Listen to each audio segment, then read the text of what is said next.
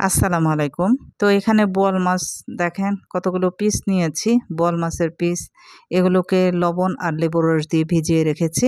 তো এখন আমি ধুয়ে নেব। আর এই মাছগুলোকে ঢ্যাঁড়স দিয়ে রান্না করব, সাথে আলু টমেটো থাকবে। তো চলুন আমি এটা ধুয়ে নিয়ে আসি। এখন রান্না বসিয়ে দিচ্ছি। তেল দিয়ে দিচ্ছি। যেহেতু বোয়াল মাছ, মাছটা বড়, তো তেলের পরিমাণটা একটু বেশি দিতে হবে। তো দিয়ে দিচ্ছি এখন। তেলটা যখন গরম হয়েছে তখন পেঁয়াজ বাটা দিয়ে দিলাম।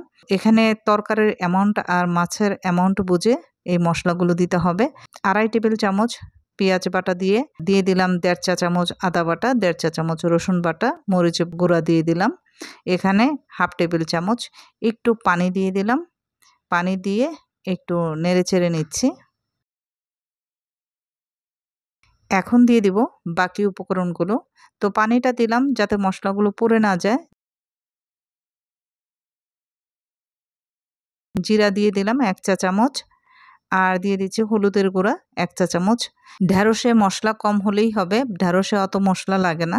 কিন্তু অন্যান্য যে উপকরণ নিয়েছি আলু আর টমেটো, এই দুটোর জন্য একটু মশলাটা দিলাম। আর যেহেতু বড় মাছ, এখানে মাছের পরিমাণ অনেক, এই জন্য মশলাটা লেগেছে। তো এখানে যদি মাছের পরিমাণটা কম থাকতো তাহলে এতটা মশলা লাগতো না। লবণ দিয়ে দিলাম 1/2 টেবিল চামচ। দিয়ে মশলাটাকে খুব ভালো করে কষিয়ে নিতে হবে। তো মাছের তরকারি রান্না করতে হলে সবসময় মশলাটা খুব ভালো করে কষিয়ে নিতে হয়।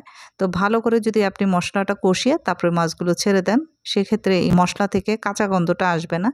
তো সেই মাছটা খেতে ভালো লাগবে, সেই তরকারিটা খেতে ভালো লাগবে। তো দেখেন মাছের পরিমাণ অনেক। আর এই মাছগুলোকে ধুয়ে নিয়েছি। তো আপনাদের দেখিয়েছি।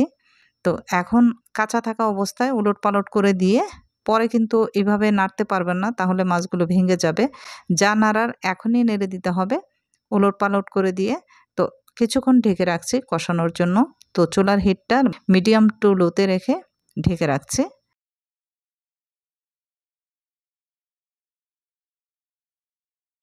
তো 2 মিনিটের মতো ঢেকে রেখেছিলাম। দেখেন তো হয়ে গেছে। খুব বেশিক্ষণ আমি কিন্তু পানি দেইনি, কারণ মাছ থেকে পানি উঠেছে। সেই পানি দিয়েই মাছগুলোকে কষিয়েছি। এখন মাছগুলোকে তুলে নিচ্ছি। আর এই মাছটা আপনি ফ্রাই করেও দিতে পারেন। আপনি যদি একটু হলুদ, একটু মরিচ, একটু লবণ দিয়ে মাছটাকে তেলে ভেজে তা আলাদা রেখে তারপরে এভাবে মশলাটা কষিয়ে শুধু তরকারিটা দিয়ে দিলেন। তো আমি ১ম এ আলু আর টমেটো দিয়ে দিলাম। টমেটোটা একটু গলে যাবে আর আলুগুলো সেদ্ধ করার জন্য দিয়ে দিলাম। কারণ ঢেঁড়সটা এখানে দেওয়া যাবে না। ঢেঁড়স খুবই নরম একটি তরকারি। তো এইজন্য ঢেঁড়সটা দিলাম না। আগে আলুটা সিদ্ধ করে নেব আর টমেটোটা নরম করে নেব, তারপর ঢেঁড়সটা দিব। এখন অল্প একটু পানি দিয়ে তারপর ঢেকে রাখবো। আলুগুলোকে একটু সিদ্ধ করে নেব, তারপরে ফিরে আসছি।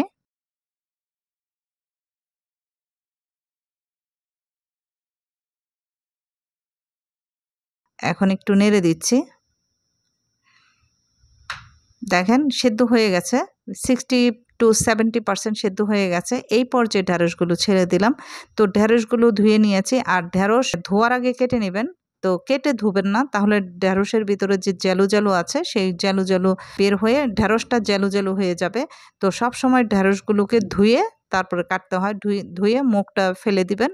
তো পিছন দিকে একটু ফেলে দিবেন, তাহলেই হয়ে যাবে। আর ঢেঁড়স দিয়ে কষাতে হয় না।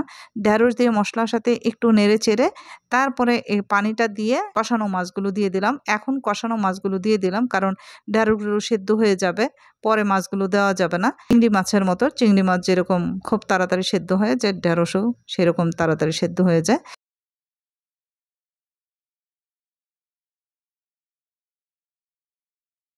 তো পর্যাপ্ত পরিমাণ পানি দিয়ে, ঝোলের জন্য পানি দিয়ে ঢেকে রেখেছিলাম।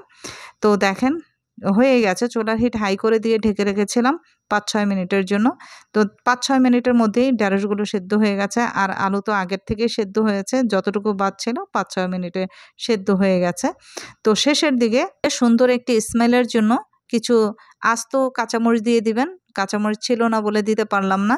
তো কিছু ধনেপাতা কুচি দিয়ে দিলাম। তো আস্ত কাঁচামরিচ দিলে সেই কাঁচামরিচ থেকে ঝাল বের হবে না।